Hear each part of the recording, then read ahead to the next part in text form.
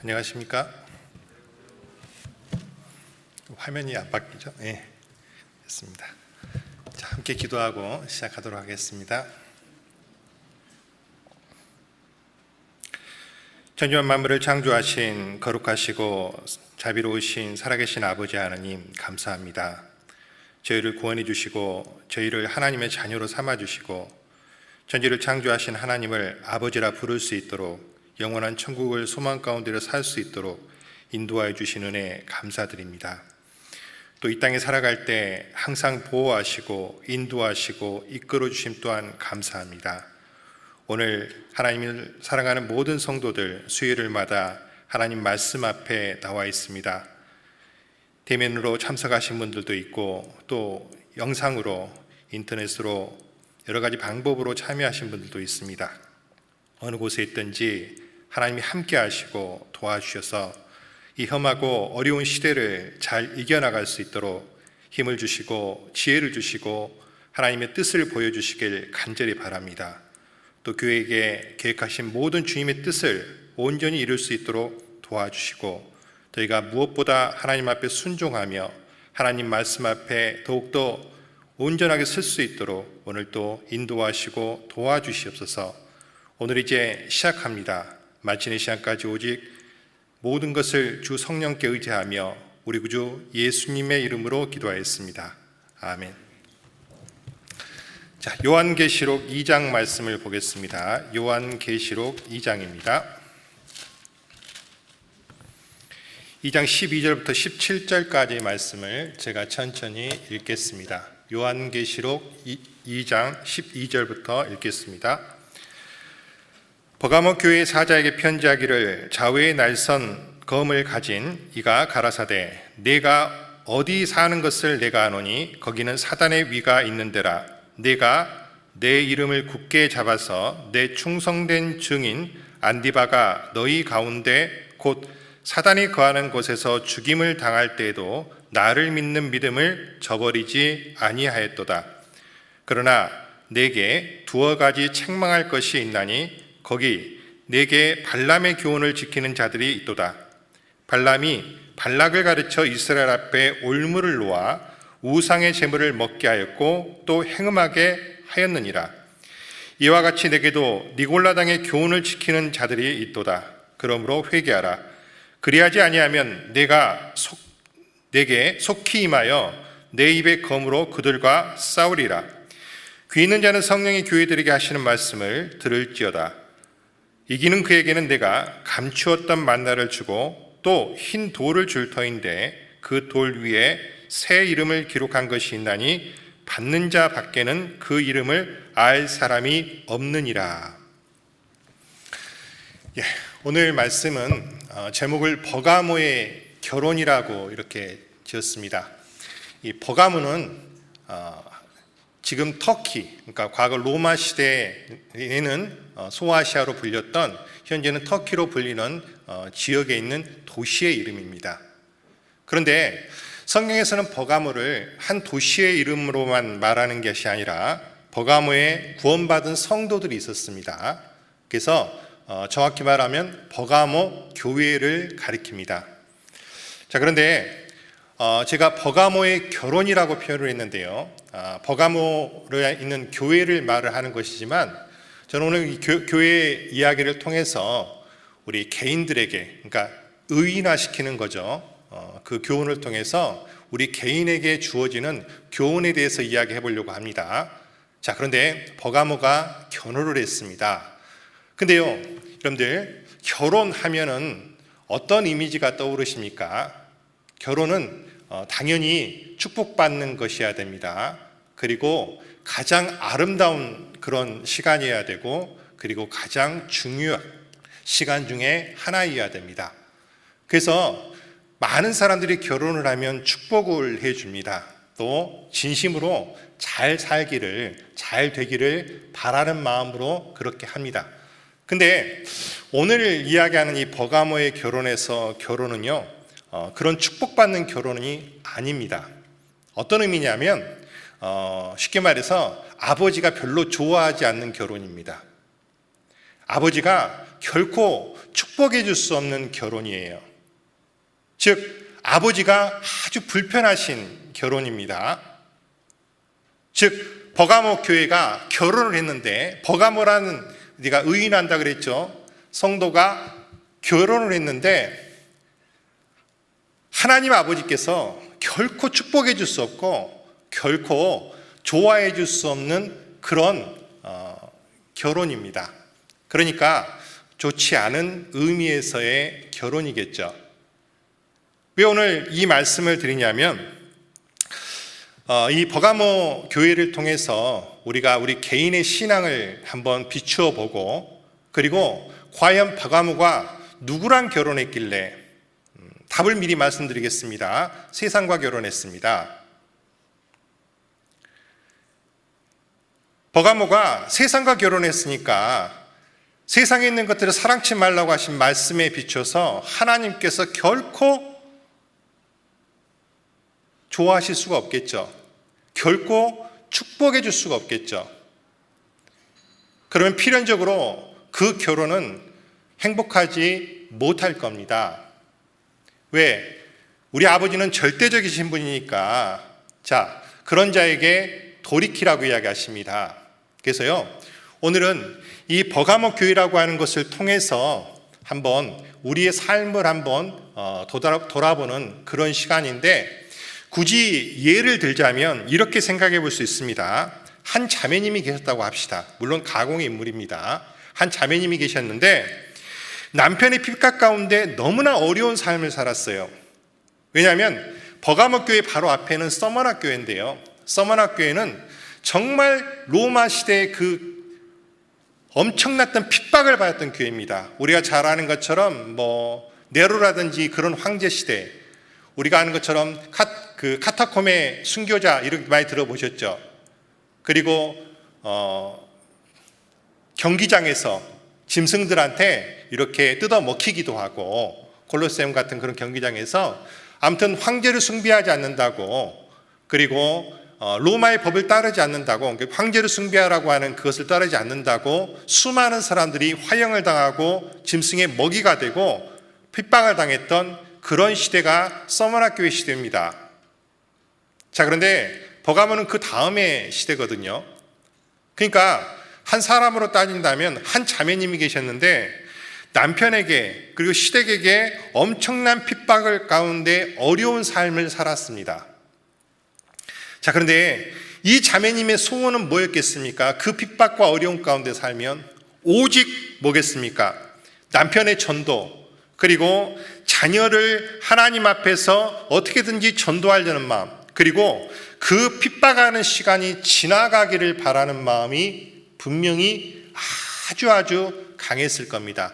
우리 형제 자매님들 중에서도 보면 지금 그런 삶을 살고 계신 분들도 참 여러 분 계십니다. 자, 그런데 감사하게도 그 소원이 이루어졌습니다. 정말로 세월이 가고 자녀들이 하나 둘씩 구원을 받습니다. 그리고 결국 남편도 구원을 받았습니다. 자, 그래서 이제는 더 이상 신앙생활을 방해하는 요소가 없어집니다. 남편도 구원받고 자녀들도 모두 구원받고 더 이상 신앙생활을 제약하고 방해하고 그런 요소가 다 없어져요. 이제 자유가 왔어요. 이 자매님께서는 자기 자신이 태어난 목적을 다 이룬 것처럼 분명히 행복하고 말도 못하게 기쁘셨을 겁니다. 그러지 않겠습니까? 자, 그런데 시간이 지났습니다. 자매님께서는요, 이제 편안한 신앙생활을 할 수 있게 됐고, 남편도 오히려 자기보다도 더 열심히 주님을 섬기고 자녀들도 주님 앞에서 온전히 자라기 시작을 합니다. 자, 그런데 어찌된 일인지 이 자매님 눈에 수년 동안 보이지 않던 세상이 눈에 보이기 시작합니다. 그동안 자기가 누리지 못했던 세상의 수많은 물질들, 세상의 수많은 재미들, 그리고 세상 아줌마들처럼 배우고 싶은 것도 많고, 그렇죠? 하고 싶은 것도 많고, 해보고 싶은 것도 많고, 경험하고 싶은 것도 더 많고. 왜냐하면 이 자매에게는 더 이상 신앙에서 목표가 없거든요. 그동안 목표가 뭐였습니까? 오직 남편 구원받는 거, 시어머니 구원받는 거, 뭐 자녀들 구원받는 거, 이게 목표였는데 다 이루었어요. 그것이 다 없어지고 나니까 더 이상 목표가 존재하지 않습니다. 혹시 이러신 분 우리 주변에 계십니까? 방금 이야기한 것은 제가 가공의 인물이라고 말씀을 드렸습니다. 자, 어느덧 이 자매님은요, 세상에 빠져버렸습니다. 그리고 주님 앞에서 한없이 무뎌져 있는 자기 자신을 발견했습니다.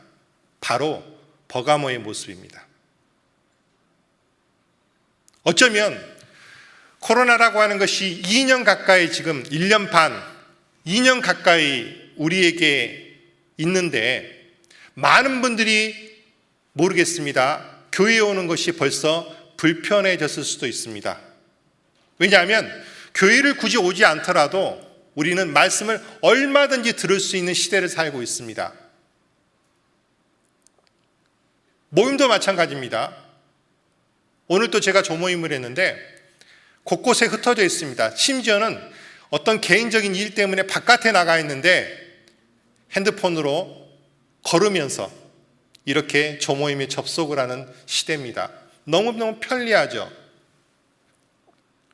꼭 굳이 우리가 만나러 모여야 되고 그래야 될까라는 생각을 우리가 할 수도 있습니다. 주일 아침에 바쁘게 모든 걸 챙겨서 교회에 나오는 것이 어느덧 내 육신 가운데 많이 불편해져 버린 그런 분들도 계실 수 있다라고 생각을 합니다.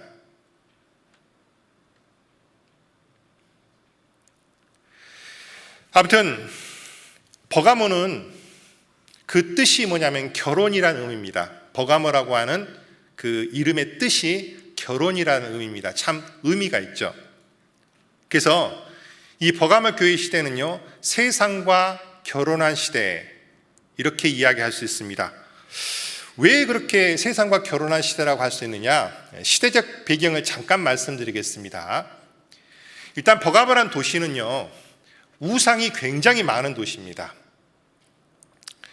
그 당시에 이제 성경을 기록할 당시에 사도 요한이 반모섬에서 요한계시록을 기록할 당시에는 로마의 주요 도시 가운데 하나 있었고, 거기에는 이제 우리가 잘 아는 것처럼 제우스 신부터 시작해가지고 로마의 황제를 숭배하는 신전이 있었고요.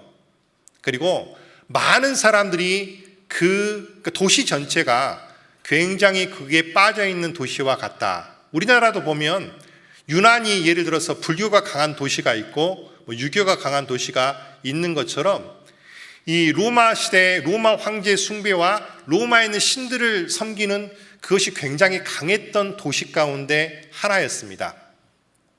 그런 배경이 있는 도시라는 것을 우리가 먼저 기억할 필요가 있고, 두 번째는 시대적으로는요. 자, 우리 아시아 7교회가 있죠. 요한계시록에 보면 제일 첫 번째 교회가 에베소 교회였고, 에베소 교회는요 초대교회를 가리킵니다. 사도들이 있었고 사도들의 제자였던 속사도가 있었고, 그리고 그 제자가 있었던 교부라고 하죠. 처치 파더라고 하는데 교부, 그러니까 아무튼 제자들과 그 제자 사도들과 그 제자들의 가르침을 받았던 사람이 살아있던 시대를 가리켜서 에베소 교회 시대라고 하고, 그리고 이제 로마 시대가 되면서 핍박이 시작됩니다. 그래서 313년 콘스탄틴 대제가 로마의 국교로 기독교를 공인하기 전까지 엄청난 핍박이 로마 시대를 지나갑니다. 그래서 우리가 아는 것처럼 아까 말한 것처럼 콜로세움에서 많은 사람이 죽임을 당했고, 카타콤에서 그리고 그 지하 감옥에서 살았던 시대가 있었습니다. 제가 로마에 갔을 때 카타콤을 가봤습니다. 그 카타콤은 원래 지하 무덤입니다. 무덤. 근데 땅이 굉장히 잘 파지는 그런 지형이어 가지고 땅 속에다 무덤을 만드는데, 그 속에서 많은 사람들이, 우리 형제 자매들이, 구원받은 형제 자매들이 빛을 보지 못하고 살았을 걸 생각하니 마음이 많이 아팠습니다. 지금도 기억납니다. 바깥에 있다가 안에를 딱 들어가는 순간에, 제가 지금 안경을 쓰고 있는데 그때도 당연히 안경을 썼겠죠. 눈앞이 하얘졌습니다. 왜 하얘졌을까요? 습기 때문입니다. 습기 때문에 눈앞이 습기로 차오르는 것을 직접 경험을 한 적이 있습니다. 그때 제 마음속에, 이런 곳에서 2000년 전에 우리 형제 자매들이 사셨겠구나 라는 생각이 드니까 마음이 참 많이 아팠습니다.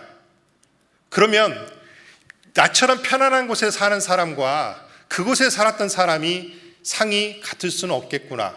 그래서 우리가 아는 것처럼 7개 교회 가운데 서머나 교회는요, 책망이 없습니다. 칭찬만 있습니다. 자, 그리고 이제 콘스탄티 대제라고 하는 로마의 황제가 313년 기독교를 공인하고 나서 이제 그동안 핍박을 받았던 교회가 갑자기 대접을 받게 됩니다. 왜? 콘스탄틴 황제가 기독교인이 되었고 그 신하들에게 강제로 세례를 받게 명령을 했기 때문에 그렇습니다. 그리고 교회는 국가가 감독이 되었고 로마 제국은 교회를 옹호하고 국가에서 모든 보조금이 나왔습니다.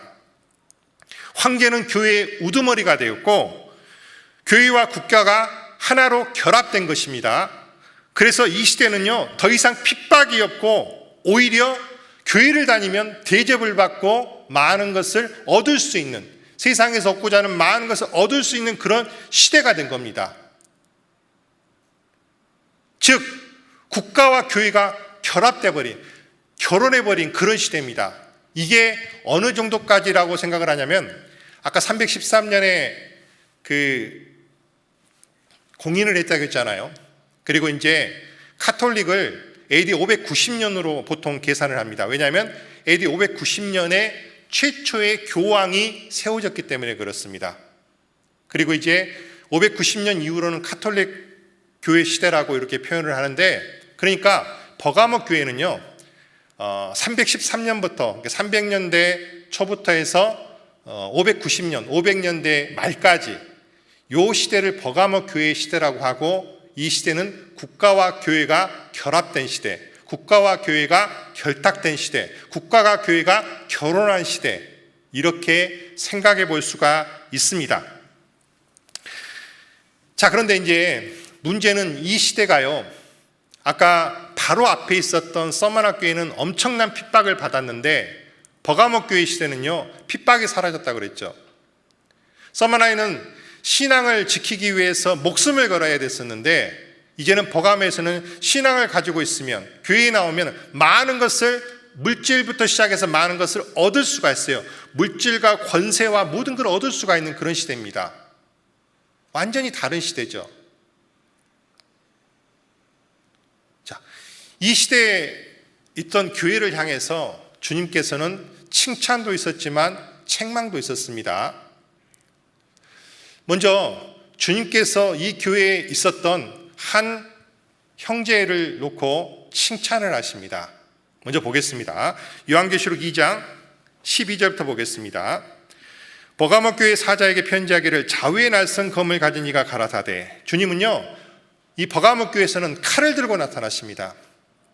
좌우에 날선 검, 그것도 그 검도 한쪽이 아니라 양쪽에 양날의 검인 굉장히 날카로운, 여러분들 칼 그러면 뭐가 떠오르십니까? 칼은요, 심판을 나타냅니다. 칼은 사람을 죽일 수도 있고 살릴 수도 있어요. 칼을 들고 있는 사람은 심판에서 죽일 수도 있고 살릴 수도 있습니다. 즉 예로부터 칼은요 항상 심판을 나타냈고, 그리고 요즘은 칼을 가지고 전쟁을 하지 않지만 젊은 사람들은 알 겁니다. 웬만한 게임은 보면 전부 다 뭐 들고 있어요? 칼 들고 있죠. 리니지에서 그거 뭐라 그러지? 무슨 검이라고 그러죠? 아무튼 다 칼 들고 있어요. 게임 칼 보면은 몸뚱아리부터 큽니다. 칼을 엄청나게 크게 해가지고, 아무튼 칼은 싸우는 도구고, 말이 좀 옆으로 가서 죄송합니다. 저는 게임을 하지 않습니다. 네, 할 줄도 모릅니다. 네, 하는 것만, 선전하는 거, 광고하는 것만 봤습니다. 오해하실까 봐요. 거기에 돈 쓰고 시간 쓰는 게 너무 아까워요. 자, 아무튼 칼은 심판을 나타내는데 주님께서는 버가모에 칼을 가지고 나타나셨는데요. 자, 이렇게 말합니다. 13절입니다. 내가 어디에 사는 것을 내가 아노니 거기는 사단의 위가 있는 데라. 내가 내 이름을 굳게 잡아서 내 충성된 증인 안디바가 너희 가운데 곧 사단이 거하는 곳에서 죽임을 당할 때에도 나를 믿는 믿음을 저버리지 아니하였도다. 예.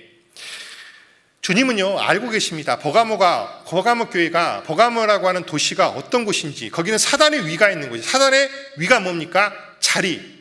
사탄이요, 딱 자리 잡고 있는 곳입니다. 사탄이 다른 곳보다도 훨씬 뭐 하는 곳이에요? 역사가 심한 곳이에요. 그러니까 이 버가모에서 신앙을 지키고 사는 것 자체가 굉장히 어렵습니다. 예를 들어서 불교가 아주 심한 도시에서 우리가 교회하면 어렵다는 얘기를 듣습니다. 또 유교가 아주 심한 도시에서 우리가 교회할 때 어렵다는 얘기를 듣습니다. 뭐 비슷할 거라고 생각하고 오히려 더 심할 수도 있습니다. 그 당시에는 로마 황제의 권세가 훨씬 셌기 때문에. 그래서 사탄의 위가 있는 곳인데 거기에 안디바라고 하는 형제가 있었습니다. 이분은 누구냐 하면 교회 역사에 알려지기로는 버가모 교회 목사님이십니다. 버가모 교회 감독이라고 되어 있습니다. 근데 이 사람은요, 끝까지 믿음을 지켰습니다. 그래서 안디바를 어떻게 죽였냐고 했냐면 순교를 당했는데요. 도미티아누스 황제 때 불에 달구어진 노스로 만들었던지 보면 솥 있잖아요. 솥. 무쇠로 된 큰 솥이 있는데 그거를 불에 달궈 가지고 그 안에 안디바 목사님을 집어넣어 가지고 태워서 죽였습니다. 소살이라 소살. 그렇게 전해져 옵니다. 아무튼 안디바는 충성된 증인이었고 하나님의 말씀을 끝까지 지켰던, 순교를 당하는 그 순간까지도, 자기의 목숨을 버리는 그 순간까지도 하나님 앞에 믿음이 변치 않았던 그런 형제였습니다. 하나님께서는 그 형제의 믿음을 칭찬하셨습니다. 나를 믿는 믿음을 저버리지 아니하였도다. 죽임을 당할 때도 나를 믿는 믿음을 저버리지 아니하였도다. 그러니까 이 버가모 교회에 아주 훌륭했던 분이 계셨던 겁니다. 그런 분이 계시면 그분을 따랐던, 비록 소수겠지만 형제들이 분명히 있었을 겁니다. 자매들이 분명히 있었을 겁니다. 하지만 주님께서는 버가모 교회에 있는 형제 자매들을 책망을 하셨습니다. 크게 두 가지를 가지고 책망을 하셨는데 사실은 두 가지가 아니라 하나입니다. 첫 번째가요, 14절입니다. 그러나 내게 두어 가지 책망할 것이 있나니, 두 가지 책망할 것이 있다겠죠. 앞부분에서는 믿음 지켰다고 칭찬을 했는데 이제 책망을 하십니다. 자, 거기 내게 발람의 교훈을 지키는 자들이 있도다. 발람이 발락을 가르쳐 이스라엘 앞에 올무를 놓아 우상의 제물을 먹게 하였고 또 행음하게 하였느니라. 두 가지 책망할 것이 있는데 첫 번째가 너희 중에 발람의 교훈을 지키는 자들이 있다. 발람의 교훈이 무엇이길래 발람의 교훈을 지키는 것을 주님께서 책망을 하셨을까?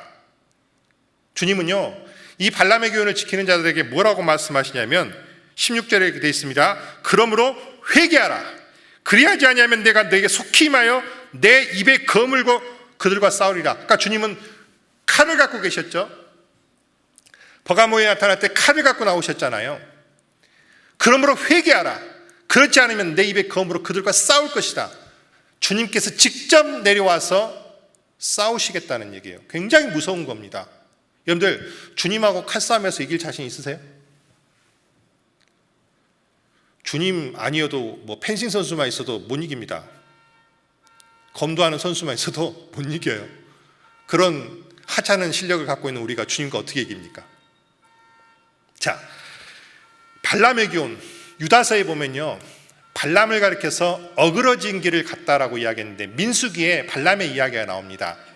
민수기에 보면 발락이라고 하는 사람이 이스라엘 민족이 출애굽에게서 이렇게 다가오니까 이게 이스라엘 민족이 오면서 주변 민족들에게 했던 이야기를 들으니까 겁이 난 거예요. 그래가지고 어떻게 하면 이 이스라엘 민족을 공경에 빠뜨릴까라고 생각을 했는데 그때 사수를 쓰는 선지자였던, 거짓 선지자죠, 사수를 쓰는 선지자였던 발람이란 사람한테 돈을 보내고 어떤 귀인들을 보내가지고 이스라엘 민족이 오면 그 이스라엘 민족을 좀 저주를 해달라고 합니다. 그러면 내가 너에게 많은 돈을 주겠다. 자, 발람이 그 이야기를 들으니까 솔깃합니다. 왜? 돈 때문에. 돈을 준다고 하니까. 여러분들 요즘 돈만 주면은 막 뭐든지 한다고 그러죠. 뭐 많이 들어보신 분들 계실 겁니다. 우리나라 학생들한테 설문조사를 했습니다. 만약에 감옥에서 1년 살고 10억을 준다면 어떡할래? 놀랍게도요, 전과자가 돼서 감옥에서 사는 것을 택하겠다는 학생 숫자가 70%가 넘어요. 사실입니다, 여러분들. 기사에 난 거예요. 전과자가 되더라도, 내가 감옥 생활을 하더라도 돈만 준다면 뭐 그런 거 필요 없어, 나 그 돈 준다면 할 거야 라고 생각하는 가치관이 완전히 정말로 뒤바뀐 그런 사람들이 많은 세상이 지금 우리가 살고 있는 세상이에요. 뭐 발람이 돈 때문에 그런다는 거 충분히 이해가 되죠. 근데요, 이 발람이 이제 하나님한테 물어보죠. 하나님이 가지 말라고 하십니다. 아이, 내가 못 가겠는데 아깝지만 하나님이 가지 말라니까 안 간다고 합니다. 그 이야기를 전해들은 발락이 화가 납니다. 얘가 돈을 적게 줘서 그런가? 그래서 더 높은 귀인들과 더 많은 돈을 가지고 와서 이스라엘 민족을 저주를 해달라고 합니다. 민수기에 나온 이야기입니다. 근데 이 발람이 너무 이게 막 다른 거예요. 돈을 가지고 싶은데 하나님한테 또 물어봅니다. 여러분들 왜 물어봤을까요? 가고 싶은 거예요. 그러니까 하나님이 가라고 해요. 하나님이 기뻐서 가라고 한 게 아니라 하도 그러니까 그냥 한번 해봐라, 이런 거겠죠. 자, 그러고 나서 이제 신나가지고 하나님이 가라고 하니까 가고 있는데 타고 있던 당나귀가 벽에다 대고 자기 발을 막 문지르는 거예요. 발이 아프니까 뛰어내가지고 당나귀를 막 팹니다. 갑자기 당나귀가 말을 해요. 평생 네가 타고 있던 당나귀인데 왜 나를 때리느냐? 내가 지금까지 너한테 잘못한 건 있느냐? 없다. 근데 너 왜 내 말 안 들어? 그때 발람의 눈을 하나님께 열으셔서 뭘 보여주십니까? 검을 들고 있는 천사를 보여줍니다. 만약에 나귀가 이렇게 하지 않았다면 너는 이 자리에서 죽었을 것이다. 발람이 겁이 나죠. 하지만 발락에게 가가지고, 발락은 이제 발람이 오니까 좋아가지고 이스라엘 민족을 저주를 해달라고 해요. 높은 산에 올라가고 이스라엘 민족을 바라보면서 발람이 저주를 하는 게 아니라 축복을 합니다. 아니, 저주를 하라고 불렀는데 왜 축복을 하느냐고, 딴 곳에 또 가서, 또 다른 곳에 가서 또 바라보면서 또 저주를 하는 게 아니라 또 축복을 합니다. 발람이요, 축복을 계속하니까 발락이 화가 났습니다. 내가 너한테 돈을 주고 저주를 해달라고 불렀는데 왜 축복을 하느냐?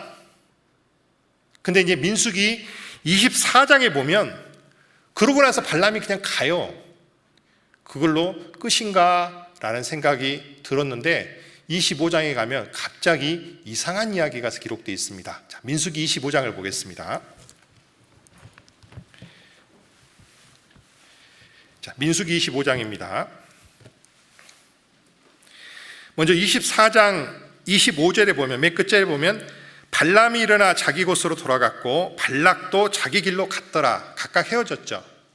자, 그리고 나서 25장 1절입니다. 이스라엘이 시딤에 머물러 있더니 그 백성이 모압 여자들과 음행하기 시작하니라. 그 여자들이 그 신들에게 제사할 때에 백성을 청하매 백성이 먹고 그들의 신들에게 절함으로 이스라엘이 바알 부올에게 부속된지라. 여호와께서 이스라엘에게 진노하시니라. 24장에 발람이 끝까지 저주하지 않고 축복하고 그냥 발락과 헤어지고 갔는데 25장에 와서 갑자기 이스라엘 민족이 모압 여자들과 음행하고 타락한 이야기가 기록되어 있어요. 그것 때문에 하나님께서 진노를 하셨습니다. 그리고 이스라엘 사람들이 전염병으로 24,000명이 죽었어요. 코로나보다 훨씬 센 전염병이었던 것 같습니다. 아무튼 전염병으로 순식간에 많은 사람이 죽었습니다. 왜 그런 일이 있었을까? 도대체 왜 갑자기 이런 일이 있었을까라는 의문이 들죠.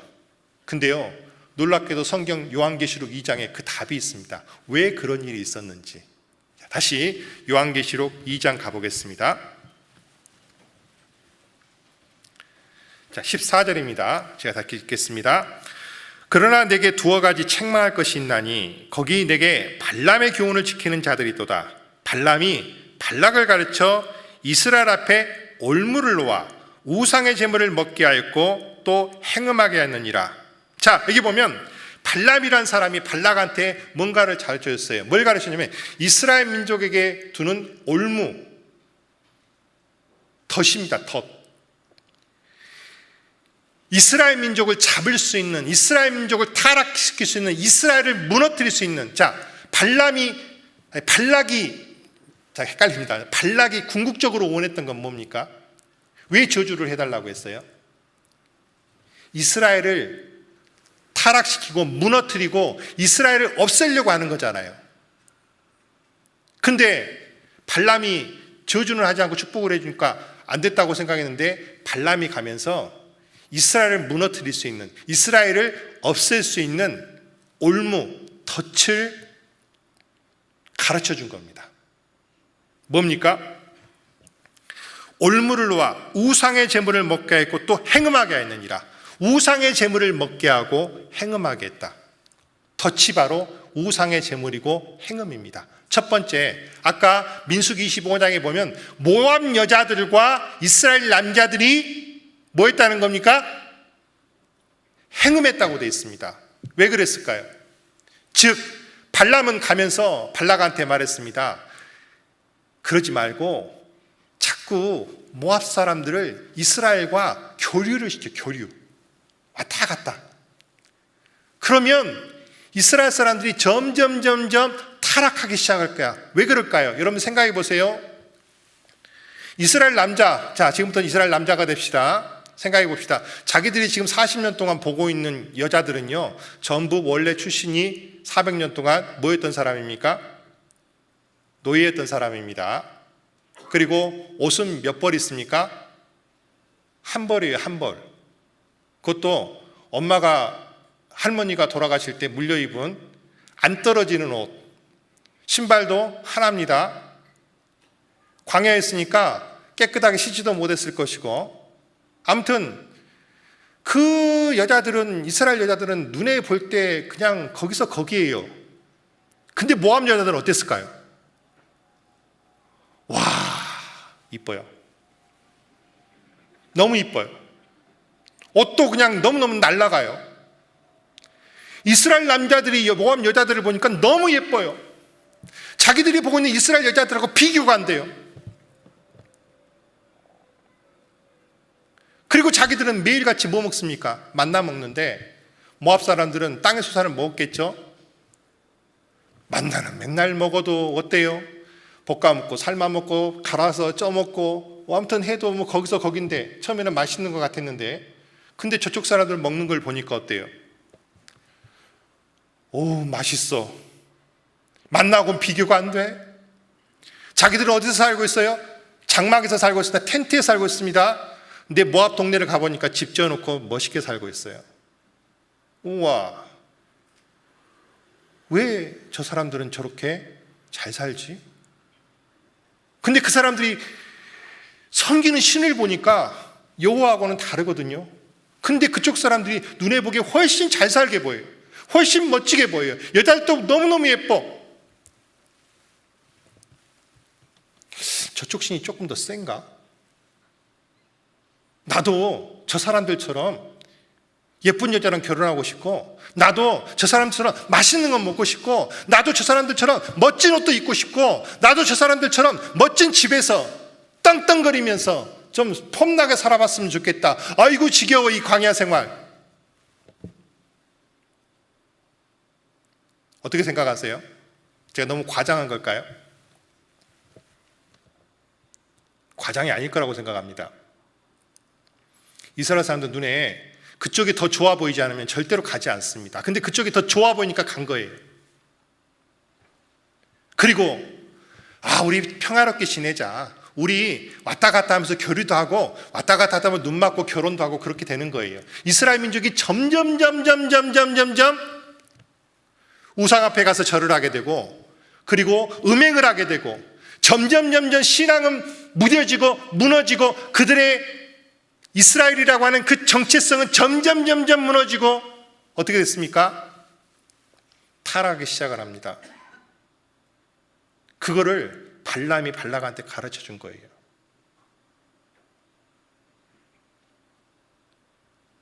아주 교활한 거죠.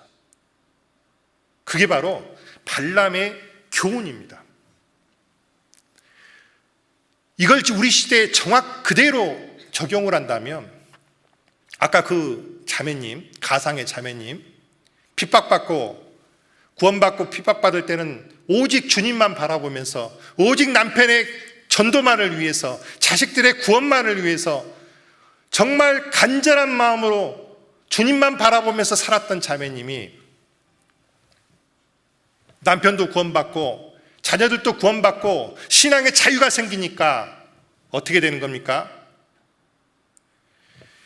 여고 동창도 한번 만나고 왔더니 어째 쟤가 나보다 공부도 못하고 덜 이뻤는데 좋은 남편 만나가지고 나보다 더 잘 사네.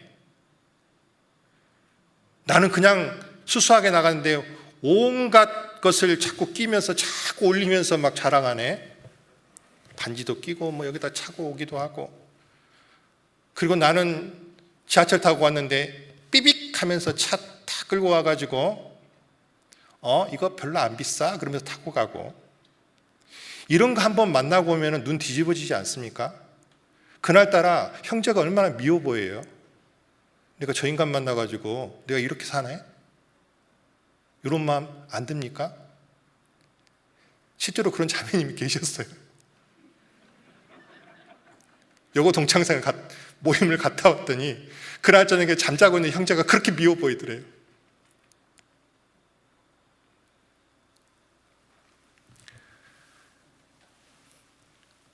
그렇게 점점 문화센터 가서 뭣도 배워보고, 또 그동안 못했던 여행도 한 번씩 가보고, 그동안 못했던 아이쇼핑 한다고 하면서 점점 옷도 사고.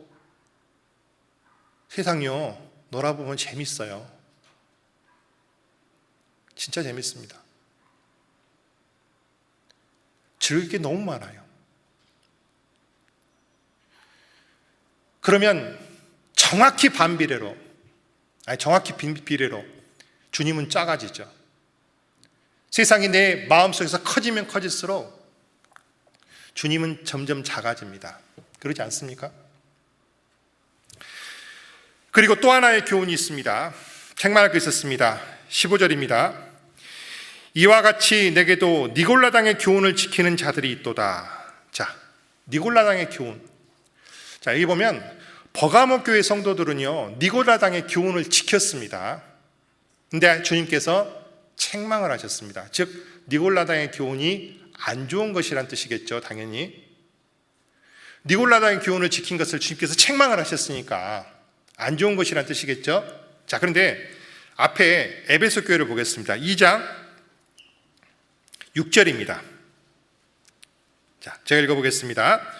오직 내게 이것이 있으니 네가 니골라당의 행위를 미워하는도다.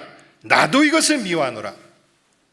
자, 에베소 교회의 성도들은요, 니골라당의 행위가 왔는데 지키지 않았습니다. 니골라당의 행위를 미워했습니다. 그러니까 주님께서 나도 미워한다. 뭔 말입니까? 칭찬한 겁니다. 잘했단 말이에요. 그러면 니골라당 행위가 도대체 무엇길래 그럴까? 자, 우리 사도행전 6장을 보겠습니다.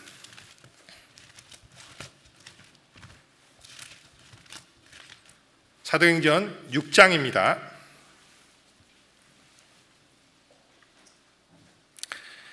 자, 여기 보면 7 집사를 세우는 이야기가 나오는데 7 집사 가운데 이런 사람이 있습니다. 5절부터 제가 읽어보겠습니다.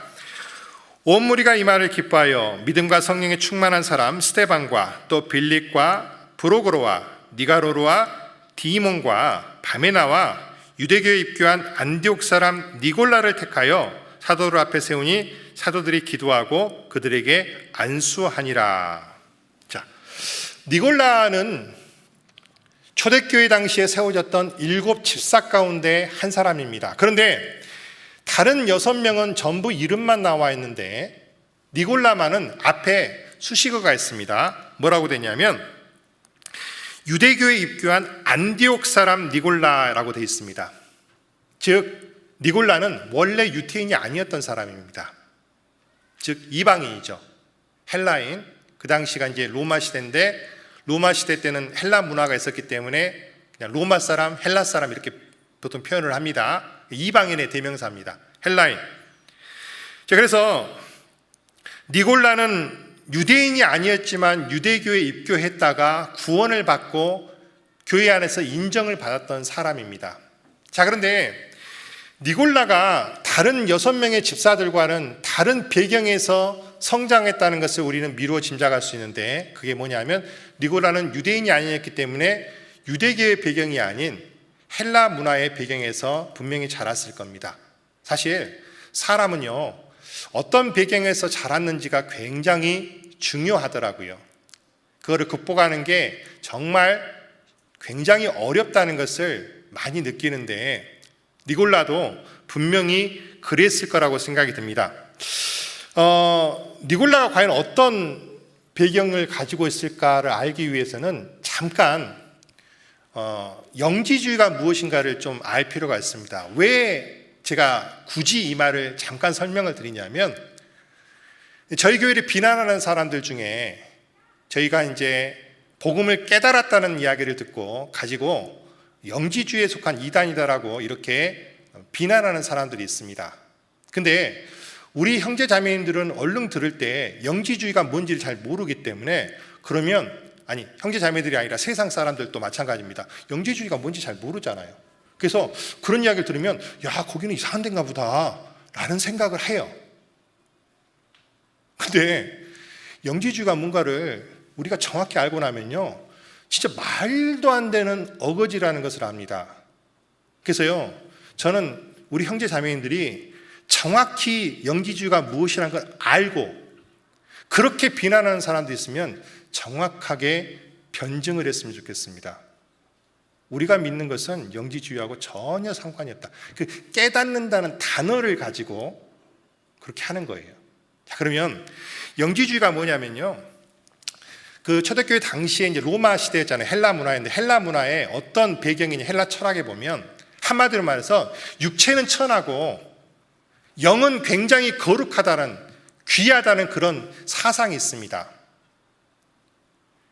우리가 얼른 이해는 안 되지만 우리나라도 보면 옛날에 그런 뭐 사상이 있었잖아요. 예를 들어서 뭐 저기 공부 뭐 가는 사람은 굉장히 귀하고 그 다음에 막 일하고 이런 사람은 좀 천하고 산업공상 해가지고 그런 문화적인 차이가 있는 것처럼 헬라에는요 이 영적인 거는 굉장히 귀하고 육체적인 거는 굉장히 천하다라고 하는 그런 사상이 있었습니다.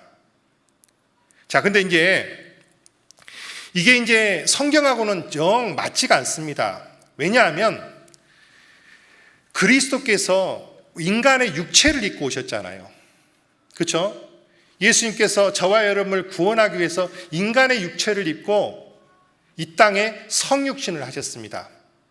자, 그러면 그 헬라의 로마 시대의 그 생각대로 한다면 육체로 온 것 자체가 더러운 거잖아요. 그러니까 이 영지주의에서는요, 그리스도의 성육신을 받아들일 수가 없는 거예요. 그래서 영지주의는 성경하고는 다릅니다. 영지주의는 틀린 거예요, 성경적으로 하면. 왜? 주님은 영도 창조하셨지만 또 무엇도 창조하셨어요? 육체도 창조하셨어요. 우리가 영혼도 중요하지만 내 육신을 건강하게, 내 육신을 정말로 잘 운동도 열심히 하고 잘 먹고 그 다음에 푹 쉬면서 컨디션 좋게 하고 그런 것들도 필요한 거잖아요. 안 그래요? 또 우리가 육신이 있기 때문에 결혼도 필요한 거고 그렇잖아요. 근데 이 헬라 문화에서는 그런 것들이 전부 다 더럽다고 이야기해 버리니까 이 성경하고 다르단 말이에요. 특히나 영지주의에서는 그리스도의 성육신을 인정을 하지 않습니다. 그러니까 이제 자꾸 딴소리를 해요. 거기서 인정을 안 하니까. 그러니까 일단은 성경하고 다른 사상이다. 이것만 기억을 하시면 됩니다. 자, 그런데 이게 이제 영지주의가 쭉 이렇게 가다 보면 두 개의 극단적인 사상이 나와요. 이거는 기억할 필요가 있습니다. 하나는 뭐냐면 육신이 영혼하고 다르기 때문에 육신은 어차피 썩어질 것이고 육신은 어차피 망할 것이니까 죄를 마음대로 져도 된다 라는 도덕 폐기론이 나와요. 왜? 육신은 어차피 더러운 거니까 썩어질 거니까 죄를 마음대로 져도 된다, 이런 도덕 폐기론이 나옵니다. 극단적인 게. 또 하나 극단은 뭐냐면 육신을 막 괴롭게 하는 거예요. 예를 들어서 그런 사람들 있잖아요. 막 육신을 막 자기가 막 때리기도 하고 그 다음에 쩔쩔 굶기기도 하고 죄를 지으면 이 육신은 죽어야 돼 그러면서 안 죽을 만큼만 밥 먹고 막 쩔쩔 굶기도 하고 막 뭐 바늘방석 위에 올라가기도 하고 막 그런 사람들 있죠. 막 자기를 막 채찍으로 막 때리기도 하고 이런 사람들 TV 같은 데 보셨죠? 그리고 수동 같은 데서 막 고통하고 육신은 죽어야 되니까. 그러니까 이것도 안 맞아요, 성경에. 그러니까 육신은 더러운 거니까 죄를 마음대로 져도 된다라고 하는 것도 틀린 거고, 그 다음에 육신은 죄만 지으니까 막 고통을 줘서 막 죽여야 된다, 이것도 틀린 거예요. 이 두 가지 극단적인 사상이 있는데 그 두 가지 극단적 가운데 첫 번째 사상이 바로 니골라당의 행위입니다. 구원받은 사람이 어차피 다 용서받았으니까 또 육신은 어차피 썩어질 거니까 죄 만들어져도 돼. 어차피 다 용서해 주잖아. 어차피 썩어질 거잖아. 그리고 내가 죄 짓는 거 아니야. 내 속에 있는 죄가 죄 짓는 거야. 이런 사상이 있습니다. 이게 도덕 폐기론이고 이게 니골라당의 행위예요. 자, 즉 한마디로 도덕적으로 타락된 사상입니다. 그러니까 성경적으로 절대 맞지 않는 거예요. 자, 이것이 초대교회 당시에 영지주의의 그 어떤 그 영향으로 말미암아 초대교회 당시에 있었던 거예요. 그래서 이제 그것이 성경과 맞지 않은데, 그러면 이제 조금만 더 들어가서 이건 알아야 됩니다. 영지주의에서는 어떻게 해서 구원을 받냐? 특별한 것을 깨달아서 구원을 받는다고 해요.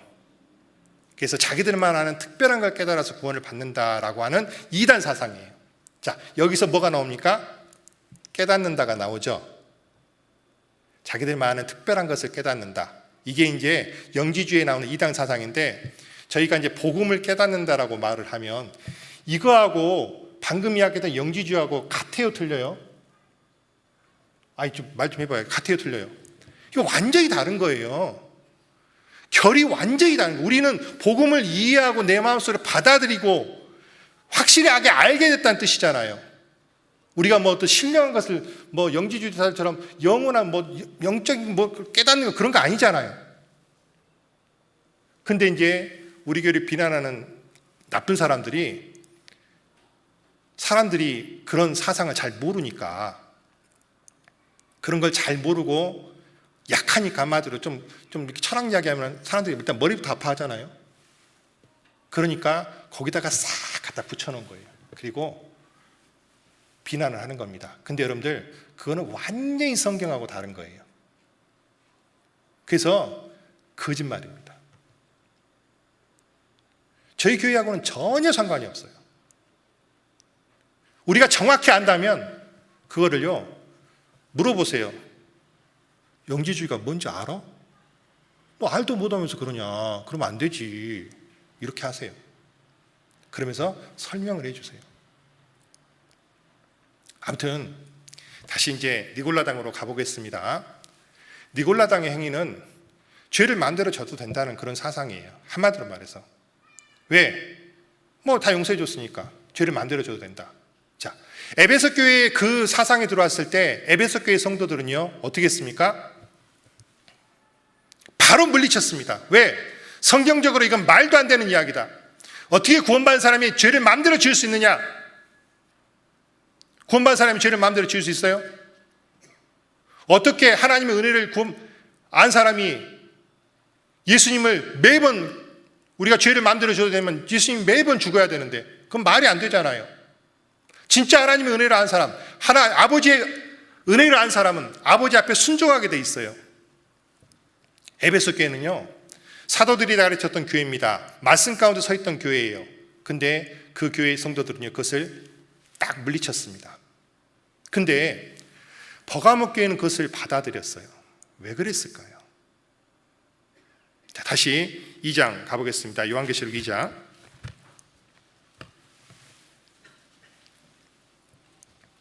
15절. 이와 같이 내게도 니골라당의 교훈을 지키는 자들이 있도다. 버가모 교회 성도들 가운데 니골라당의 교훈을 지키는 자들이 있었다. 왜 발람의 교훈을 지키고 니골라당의 교훈을 지킬까요? 발람의 교훈이 뭡니까? 우상을 숭배하고 세상과 짝하는 거, 행음하는 거, 그것을 지키고 죄를 마음대로 져도 된다고 하는 니골라당을 왜 받아들였을까요? 어떻게 구원받은 사람이 그런 식으로 받아들일까요? 한마디로 말해서 세상과 짝짝꿍하는, 타협하는 겁니다. 혼잡된 겁니다. 어떻게 그럴 수가 있을까요? 여러분들, 이유는 딴 게 아닙니다. 세상을 좋아하는 마음이 있으면요, 세상에 대해서 조금이라도 내가 마음속에 좋아하는 마음이 있으면 사람은요, 반드시 어떤 본성이 있는지 아세요? 그거를 합리화시키려고 하는 이유를 찾기 시작을 합니다. 내가 돈을 좋아하잖아요. 그러면 돈이 있어야 되는, 신앙이 있어야 되는 이유를 찾기 시작을 해요. 돈이 있어야 교회 생활도 좀 하는 것 같더라. 내가 돈 좀 벌어가지고, 내가 돈 많이 벌어가지고 헌금 많이 하면 되지, 뭐 이런 거 있죠. 그래서 난 돈부터 벌어야 돼. 이성을 좋아하는 사람이 있으면요, 그것도 자꾸 마음속에, 내 마음속에서 아무튼 이유를 찾아냅니다. 자꾸 찾아내요. 그걸 합리화죠. 여러분들 안 그러십니까? 저는 그래요. 제가 뭔가를 좋아하는 게 있으면 이게 양심적으로 분명히 안 좋은데 이상하게 본성은요, 막 이제 찾습니다. 그것이 되는 합당한 이유를. 그렇다고 추구하다가 하나님한테 되게 혼나고 나서 아이고 하나님 잘못했습니다. 돌이키고 이제 버릴게요. 그러면서 버리키고. 버가모 교회 성도들이 왜 발람의 교훈을 받아들이고 왜 니고당의 교훈을 받아들여? 이거는 성경적으로 완전히 다른 건데, 틀린 거잖아요. 틀린 거. 다른 게 아니라 틀린 거잖아요. 딴 이유 아닙니다. 세상이 들어왔기 때문에 그래요. 마음속에 세상이 들어왔기 때문에 그것을 내 마음속에 취하고 싶고 받아들이고 싶기 때문에 그런 마음이 드는 거예요. 주님께서 이렇게 말씀하십니다. 16절에 보면 그러므로 회개하라. 자, 회개하라고 말씀하시면서 17절에 보면 이런 말씀이 있습니다. 귀 있는 자는 성령의 교회들에게 하시는 말씀을 들을지어다. 이기는 그에게는 내가 감추었던 만나를 주고 또 흰돌을 줄 터인데 그 돌 위에 새 이름을 기록한 것이 있나니 받는 자 밖에는 그 이름을 알 사람이 없느니라. 주님께서는 회개하라고 말씀하시고 그리고 돌이키라고 말씀하시면서 돌이키는 사람에게는 두 가지 상을 준다고 말씀하셨습니다. 하나가 감추인 만나를 주겠다. 두 번째가 흰돌을 줄 텐데 아무 사람도 알 수 없는 새 이름이 새겨진 흰돌을 줄 것이다.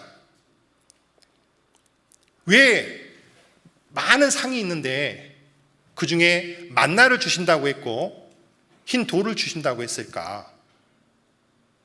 자, 만나가 무엇인지를 생각해 보면 주님께서 왜 그런 것을 주겠다고 했는지가 조금은 유치가 되는 것 같습니다.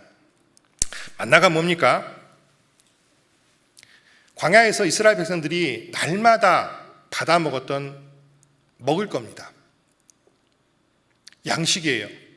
그리고 이 만나는 결국에는 누구를 가리키냐면 예수님을 가리킵니다. 요한복음 6장에서 나는 하늘로서 내려온 산떡이다라고 말씀하셨으니까. 자, 그런데 이스라엘 민족은요, 광야에서 만나를 먹으면서 육신의 배고픔의 어떤 시험들을 이겼습니다. 일단 먹으니까 살죠. 자, 버가모 교회 성도들이 왜 세상이 무너졌는지 그는 마음속에 시험이 왔기 때문에 그래요. 자, 이 시험을 예수님께서 받으셨던 시험, 우리 성경에 보면 우리 인간에게는 시험이 있습니다. 우리가 아는 것처럼 창세기 3장에 보면은 선악을 알게 하는 나무의 실과를 보니까 어떤 마음이 들었습니까? 예? 먹음직도 하고 보암직도 하고 지혜롭게 할 만큼 탐스럽죠. 그리고 요한일서 2장에 보면 이것을 또 이렇게 이야기합니다. 육신의 정욕과 안목의 정욕과 그 다음에 뭐예요? 이생의 자랑이다라고 이렇게 말씀하셨습니다. 자, 육신의 정욕, 먹음직한 거, 안목의 정욕, 보암직한 거, 이생의 자랑, 지혜롭게 할 만큼 탐스러운 것, 그것에 대한 시험을 예수님께서 공생애를 시작하기 전에 성령에 이끌려서 광야에서 받으셨습니다. 마태복음 4장과 누가복음 4장에 나와 있습니다.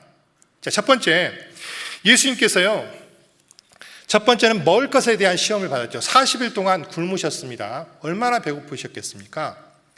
40일 동안 굶고 있는데 아마 인간으로서의 가장 극한 상태였을 거라고 생각합니다. 도저히 보통 사람은 할 수 없죠. 40일 하면 죽을 거예요. 근데 어쨌든 주님은 인간으로서 최고로 극한 상황에서 있을 때 사탄이 와서 예수님한테 제안을 합니다. 뭐라고 합니까? 야, 배고프지? 예수님 지금 엄청 배고프십니다. 예수님한테는 뭐가 필요합니까? 먹을 것이 필요합니다. 사탄이 이 돌들로 떡을 만들어봐. 너 할 수 있잖아. 너 하나님 아들이라며. 여러분들, 예수님은요, 천지를 창조하신 창조주십니다. 돌을 떡으로 만들 수 있는 능력이 있습니까? 없습니까? 있습니다. 근데 예수님은 그렇게 하지 않으셨습니다. 왜냐하면 그 먹을 것에 대한 시험, 육신의 정욕, 먹는 것에 대한 시험을 하나님의 방법으로 이기기를 우리에게 본으로 보여주기 위한 겁니다. 즉, 하나님이 기뻐하시는 방법은 말씀으로 이기는 거였거든요. 사람이 떡으로만 살 것이 아니라 하나님의 말씀으로 살 것이다 라고 하셨는데, 하나님 입으로 하는 모든 말씀으로 살 것이다. 이게 무슨 뜻인지 처음에는 잘 이해가 안 됐습니다. 근데요, 이스라엘 민족이 광야에서 생활할 동안 하루하루 이 사람들은요, 먹을 것에 대한 필요를 부딪혔습니다. 왜? 광야는 먹을 것이 없어요. 즉, 배고픔의 시험, 눈앞에 먹을 것에 대한 시험을 이스라엘 민족은 광야에서 하루하루 살았어요. 먹어야 삽니다. 먹어야 광야길을 갈 수 있을 거 아닙니까? 그런데 하나님께서는 이걸 어떻게 해결하셨습니까? 하나님을 신뢰하고 말씀을 따르면 그들에게 먹을 것이 공급이 돼요. 아침에 만나가 내리잖아요. 무엇이 내렸습니까? 만나잖아요. 만나. 그래서 이스라엘 민족은 만나를 날마다 거둠으로 말미암아 그들의 배고픔을 해결했습니다. 근데 만나가 얼만큼 허용됐어요? 며칠 분만큼 허용됐습니까? 날마다 거둬야 돼요. 매일 하나님 앞에 온전하게 있으면 하나님이 날마다 주셔요.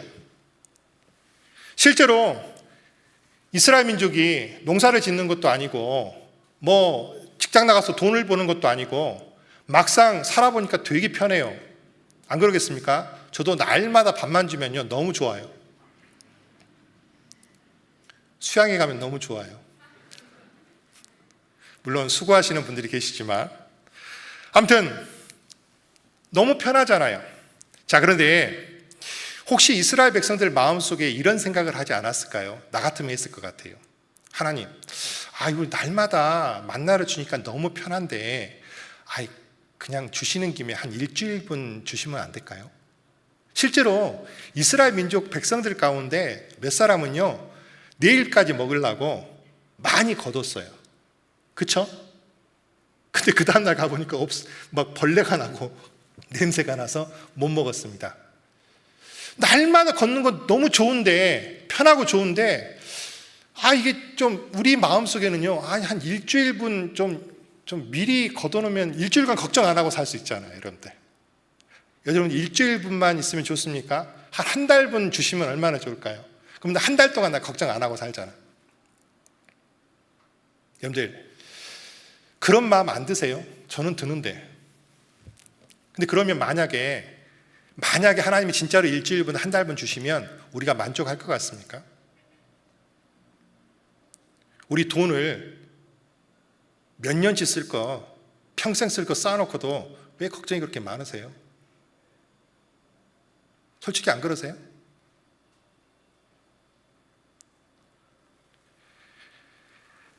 하나님, 내가 한 10년분만 주시면 10년 동안 걱정 안 해도 되니까 10년분 내게 주십시오. 아니 하나님, 10년은 좀 작고요. 한 100년분 주셔야 내가 평생 먹고 살고 내 자식한테까지 좀 줄 수 있을 것 같은데 하나님 100년분 주시면 안 될까요?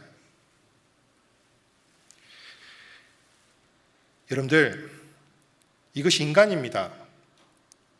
사람은요 바로 물질의 욕망이 있어요. 먹을 것에 대한 욕망입니다. 그 욕망에서 자유로울 사람이 있습니까? 없습니까? 나는 그런 물질적인 욕망에서, 먹을 것에 대한 욕망에서 자유로울 수 있다라고 하시는 분 없습니다. 이게 바로 뭐냐면 육신의 정욕인데, 여러분들, 성경에 뭐라고 됐습니까? 너희가 무엇을 먹을까, 무엇을 마실까, 무엇을 입을까 염려하지 말라. 너희는 먼저 그의 나라와 그의 얼굴을 구하라. 그리하면 이 모든 것을 너희에게 더하시리라. 주님은요 우리한테 만나를 통해서 뭘 가르치냐면, 여러분들, 하나님은 만나를 하루치밖에 안 주셔서 하루치. 그쵸? 그 다음날은 어떻게 하면 하루치 먹고 우리는 걱정 안 해도 돼요. 그 다음날 또 하나님께 구하면 돼요. 또 주셔요. 그 다음날 또 구하면 돼요. 또 주셔요. 날마다 우리에게 일용할 양식을 주시옵시고, 일용할 양식이 뭡니까? 하루 먹을 양식이에요. 사람은 물질적인 욕망이 있어서 1년 동안 먹을 것, 10년 동안 먹을 것, 100년 동안 먹을 것, 내 자식 대대로 먹을 것 쌓아놓기를 바라는 욕망이 다들 있으십니다. 솔직히 안 그러십니까? 그러나 하나님은 뭘 원하시냐면 하나님을 의지함으로 일용할 양식을 얻기를 원하십니다. 그러면서 자족하기를 배우라고 말씀하십니다. 우리가 사도 바울이 이야기했잖아요. 내가 궁핍에 처할 줄도 알고 어떤 형편에 있든지 자족하기를 배웠노니, 내가 비찬에 처할 줄도 알고 풍부에 처할 줄도 알고 모든 일에 배부르며 모든 일에 배고프며 풍부함에 궁핍에도 일체의 비결을 배웠노라. 그 말씀 있잖아요. 하나님이 원하시는 것은 내가 날마다 주님 앞에 일용할 양식을 얻는 거예요. 먼저 그의 나라와 그의 의를 구하라. 그리하면 너희가 무엇을 먹을지, 무엇을 마실지, 무엇을 입을지 하나님이 주시겠다고 약속해 주셨잖아요. 그 약속을 믿고 내가 자족하면서 주님을 따라가면 아무 문제가 없는데 자꾸 마음속에 10년치, 100년치 쌓아놓겠다는 생각을 갖게 되면 욕망이 나를 잡아먹습니다. 그게 버가모 교회 성도들이 타락한 이유예요. 첫 번째예요. 왜 세상이 우리를 잡아먹습니까? 내 속에 있는 이 욕망을 제어하지 못하기 때문에 그래요. 주님께서는 뭘로 물리치셨습니까? 말씀으로 물리치셨습니다. 이기는 자에게는 감추인 만나를 줄 것이다. 왜 감춰졌을까요? 숨겨놨기 때문에 그래요. 주님과 동행하는 사람은 날마다 주님께 주시는 엄청난 하늘의 양식이 있어요. 육신의 양식뿐만 아니라 하늘의 양식이 있습니다. 그것이 얼마나 귀하고 얼마나 즐겁고 얼마나 행복하게 하는지 아십니까? 우리가 몇 푼 벌기 위해서 주님도 멀리하고 성경도 멀리하고 형제자매도 멀리하고 그 통장에 찍히는 몇 푼을 위해서 그게 필요 없다는 게 아니라 우리가 단정하게 살 만큼은 필요합니다. 그러나 10년, 20년, 100년 쌓아놓고 살려고 하는 것 자체가 하나님 보실 때 합당치 않습니다. 그러면 반드시 사람은 올무에 걸리게 돼 있어요. 발람의 올무입니다. 또 사람에게 주어진 두 번째 시험이 뭡니까? 안목의 정욕이죠. 보암직한 것. 뭐예요? 보이는 것의 정욕. 보이는 겁니다.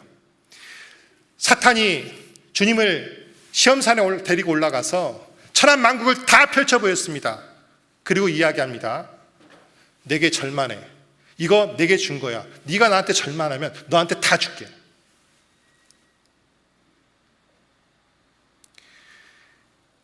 우리가 만약에 세상에서 눈에 보이는 것대로 다 갖는다면 얼마나 갖고 싶은 게 많습니까? 어떤 사람은 높은 빌딩에 올라가서 세상을 바라보면서 저 세상 다 내 거야 이런 사람도 있고요. 지나가던 좋은 자동차를 보면 야, 나도 저거 타고 싶은데, 좋은 비싼 귀금속을 보면 야, 나도 저거 갖고 싶은데, 백화점을 가보십시오. 아니, 백화점 아니라 저 이케아 가구점만 가보십시오. 얼마나 좋은 게 많습니까? 야, 저거 다 우리 집에 갖다 놓고 싶어?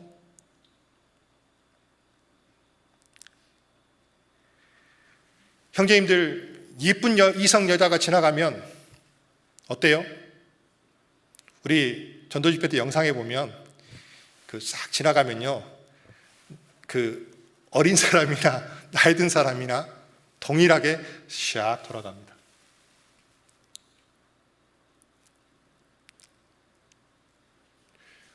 눈에 보이는 것을 갖고 싶은 그런 마음들이 왜 없습니까? 있습니다. 남들이 나보다 더 좋은 걸 가지고 있고, 남들이 나보다 더 저강한 걸 갖고 있고. 저도 얼마 전에 금 거북이를 봤어요. 누가 이제 환갑이라고 선물로 주셨다고 하는데, 제가 태어나서 금 거북이를 금은방에서 빨고 가정집에서 처음으로 봤습니다. 근데 요즘 금값이 엄청 비싸다면서요. 금 거북이면요 몇백 단위라 그러더라고요.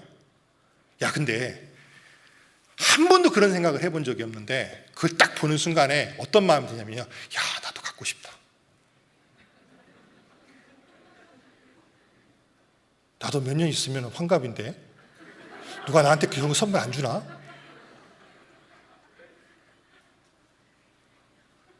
아니, 내가 놀랬다니까요. 내가 나를 보고 놀랬어요. 딱 보니까 나도 모르게 갖고 싶다는 생각이 드는 거예요. 예? 사람마다 보면은 차에 빠진 사람, 뭐 스포츠에 빠진 사람 있잖아요. 눈에 보는 거 다 갖고 싶어요. 안 그렇습니까? 네가 나한테 절만해. 그러면 내가 모든 것을 너에게 주겠다라고 이야기합니다. 마귀가 그렇게 했어요. 여러분들, 왜 버가모 교회 성도들이 왜 그 가상의 자매가 세상으로 갔을까요? 눈에 보이는 것이 갖고 싶은 거예요. 내가 핍박받을 때, 내가 하나님 앞에 온전할 때는 눈에 안 보이던 것이 신기하게도 눈에 보이기 시작을 합니다. 왜 내가 살면서 저런 것도 한번 누려봐야지. 다른 사람은 누리는데 왜 나는 못 누려? 내가 더 좋은 집에서, 좀 더 넓은 집에서 좋은 차 타고 살아봐야지. 왜 맨날 절제하고 살아야 돼? 이런 마음이 올라온단 말이에요, 여러분들. 그때 주님께서는 어떻게 물리셨는지 아세요? 마태복음 4장 보겠습니다. 마태복음 4장.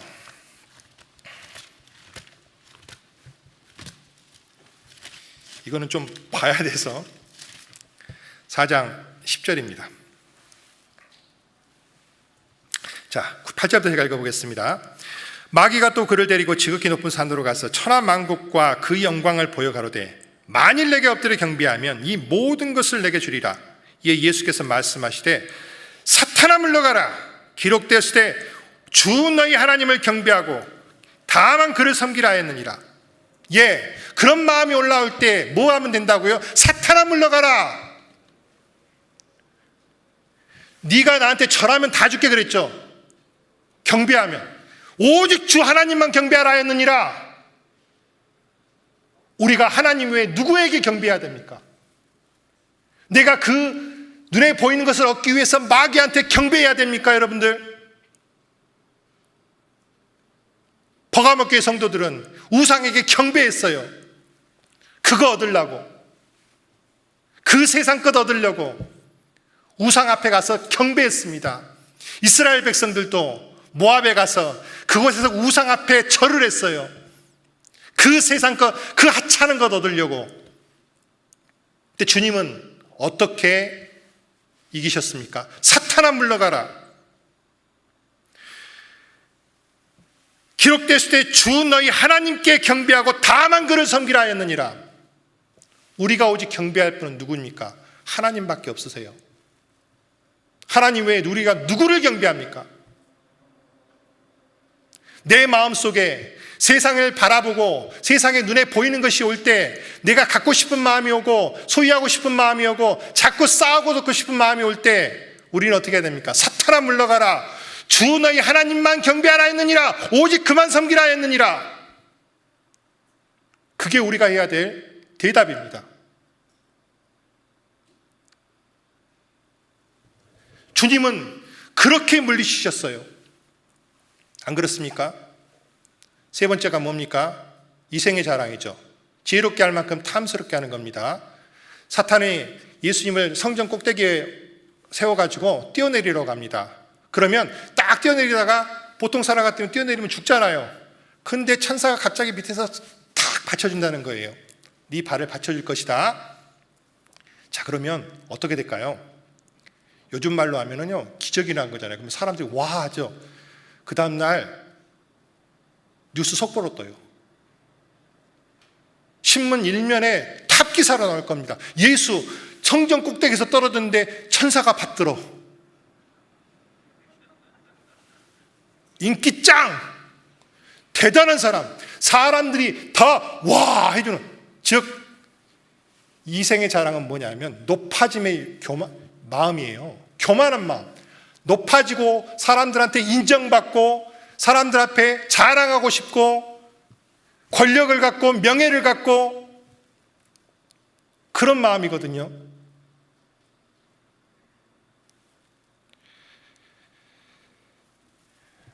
그때 주님께서는 주 너희 하나님을 시험치 말라 했느니라.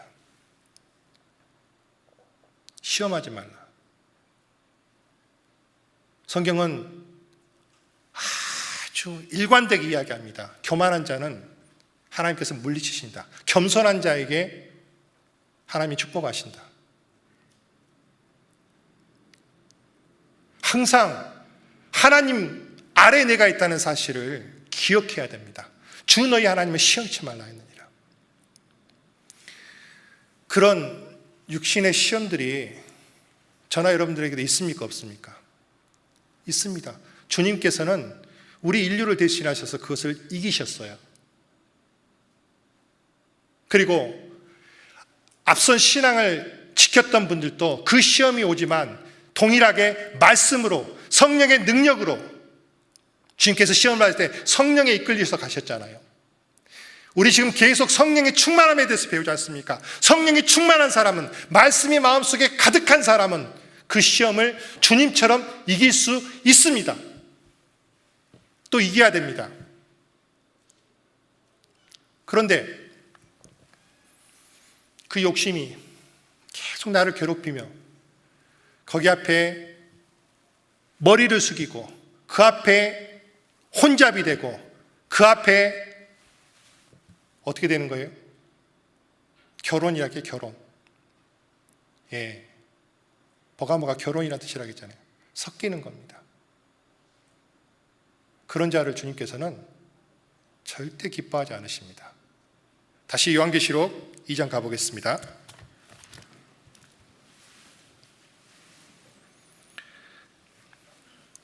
16절입니다. 그러므로 회개하라. 그리하지 아니하면 내가 내게 속히 임하여 내 입의 검으로 그들과 싸우리라. 우리에게 오늘 주님께 주시는 말씀은 아까 가상의 자매님 이야기한 것처럼 그게 사실 나의 모습일 수도 있어요. 크나 작으나 내 마음속에서 나도 모르게 합리화시키고 마귀한테 져버린 부분들이 있단 말이에요. 버가모 교회의 모습을 우리가 가지고 있단 말이에요. 주님께서 뭐라고 말씀하십니까? 회개하라. 그리하지 아니하면 내가 내게 속히 임하여 내 입의 검으로 그들과 싸우리라. 주님께서 칼을 들고 직접 내려오시겠다는 겁니다. 얼마나 무섭습니까? 여러분들, 주님께서 칼을 들고 내려오시면 이길 자신 있으십니까? 얼마나 부끄러울까요? 회개하십시오.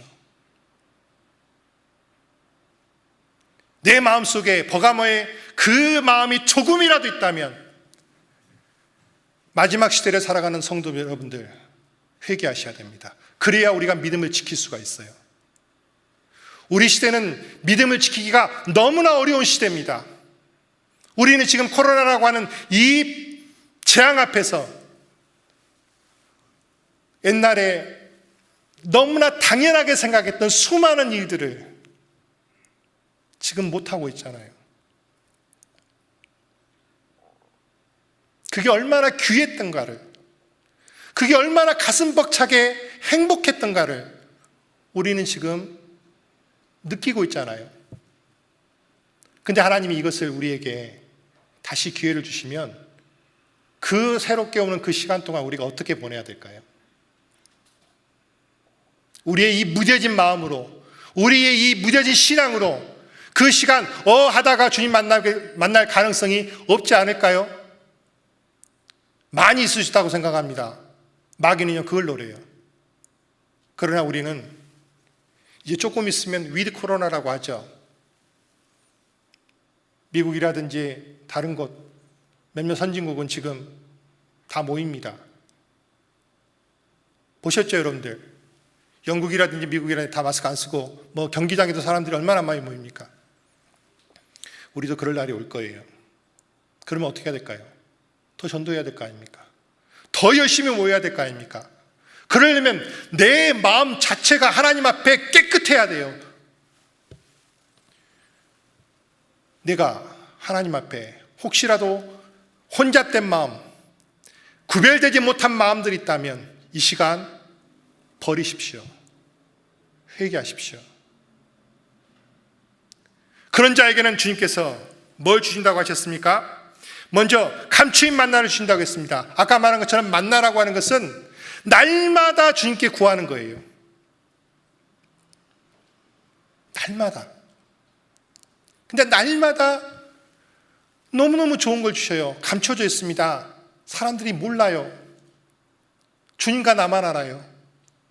하나님이 내게 날마다 주시는 그 기쁨, 그 행복, 그 그대로 가지고 천국까지 갔으면 좋겠어요. 또 힌도를 줄 것이다. 이게 무슨 뜻이냐면 그 당시에 로마의 그 버가모 지역에 풍습이 있었는데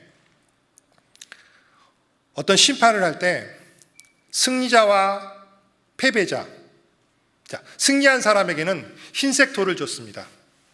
그리고 패배한 사람에게는 검정색 돌을 줬어요.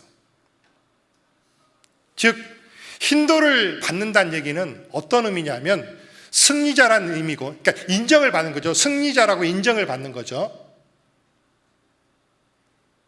근데 그 돌 위에 뭐가 있습니까?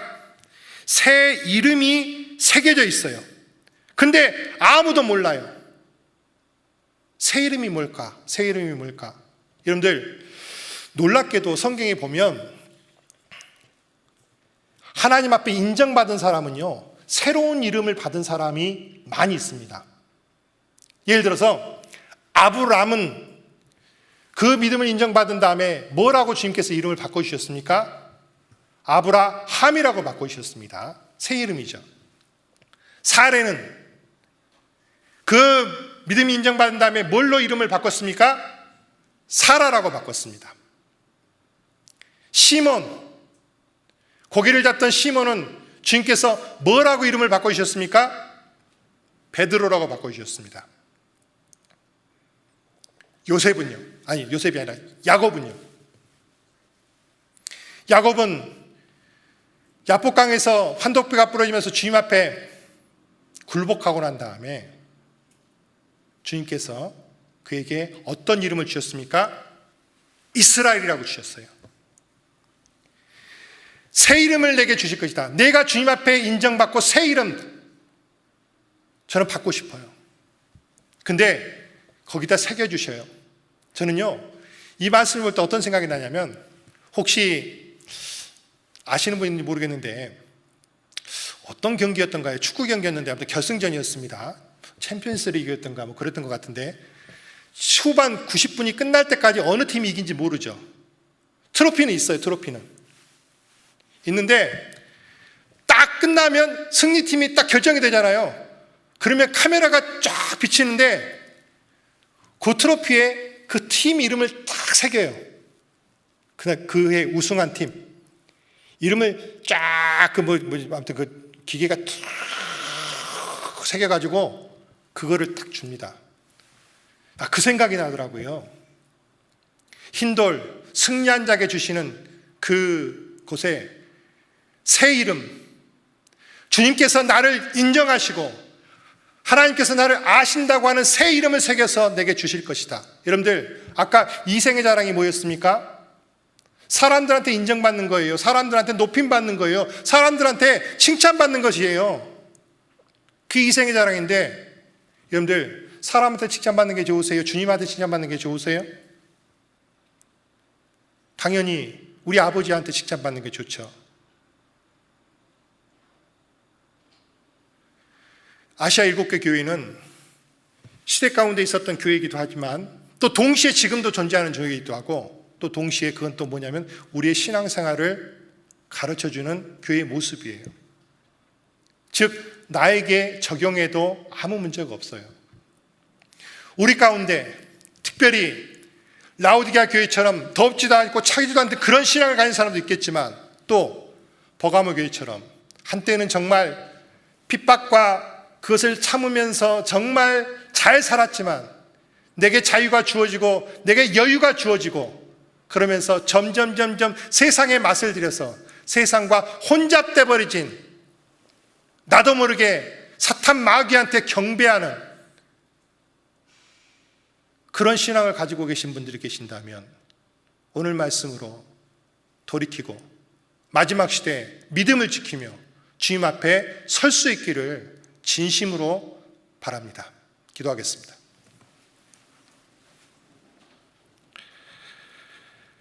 거룩하신 아버지 하나님 감사합니다. 우리가 이 마지막 시대를 살면서 어떤 모습으로 살아야 되는지 말씀을 통해 보여주심을 감사드립니다. 정말 주님 앞에 섰을 때 우리가 부끄럽지 않도록 도와주시고, 날마다 우리에게 다가오는 마귀의 시험에서 우리가 성령의 충만함과 말씀의 힘으로 이길 수 있도록 도와주시고, 오직 주님 앞에서 자족하기를 배우고 주님만을 의지하게 배우고 주님이 주시는 만나로 만족하고 주님이 주시는 인정으로 만족할 수 있도록 도와주시옵소서.